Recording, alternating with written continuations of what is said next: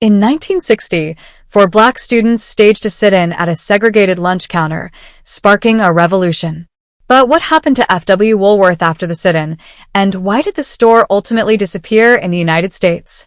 Stick around until the end. You'll be shocked. It was a cold winter morning in 1960 when the doors of F.W. Woolworth in downtown Greensboro, North Carolina, opened.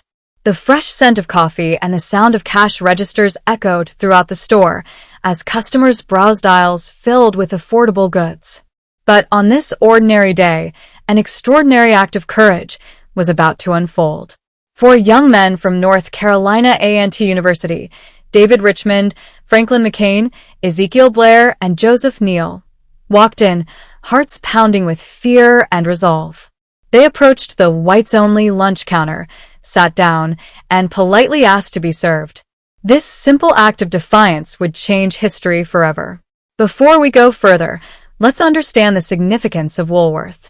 Founded in 1879 by Frank Winfield Woolworth, the company grew into a major American retail giant.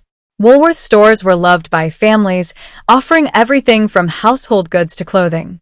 But despite its image as a friendly, family-oriented retailer, Woolworth followed strict segregationist policies in the South. While black customers could shop, they weren't allowed to sit at the lunch counters or eat at the restaurants, reinforcing the painful reality of systemic racism. But by 1960, change was brewing, and four young men, freshmen at A&T, decided they'd had enough. After weeks of careful planning and support from fellow students at Bennett College, the group staged their historic sit-in at the Woolworth lunch counter. On February 1, 1960, they bought small items, keeping receipts to prove their legitimacy, and sat down, demanding to be served. When the waitress told them, "We don't serve Negroes here," Franklin McCain boldly replied, "We have our receipts. We bought these items here, and we want to be served." Neither the manager nor the police could remove them.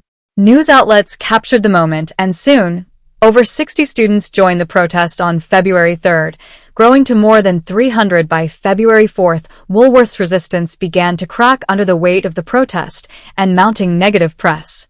The store closed its counters in an attempt to end the protests, but the students remained resolute. By the end of July, Woolworth sales had dropped by a third, resulting in almost $200,000 in losses. By the time the students returned for summer break, the store relented. The first African-American customers were served at the Woolworth lunch counter. Soon after, Woolworth stores across the country began desegregating. By 2010, the former Greensboro Woolworth location was transformed into the International Civil Rights Center and Museum, where visitors can walk through the very space where the sit-ins began. But what happened to the company itself? At its peak, Woolworth had thousands of stores across the U.S. offering everything from household goods to candy. However, by the 80s and 90s, changes in consumer behavior and competition from larger discount chains began to erode Woolworth's market share. The company sought to reinvent itself by acquiring specialty retail chains.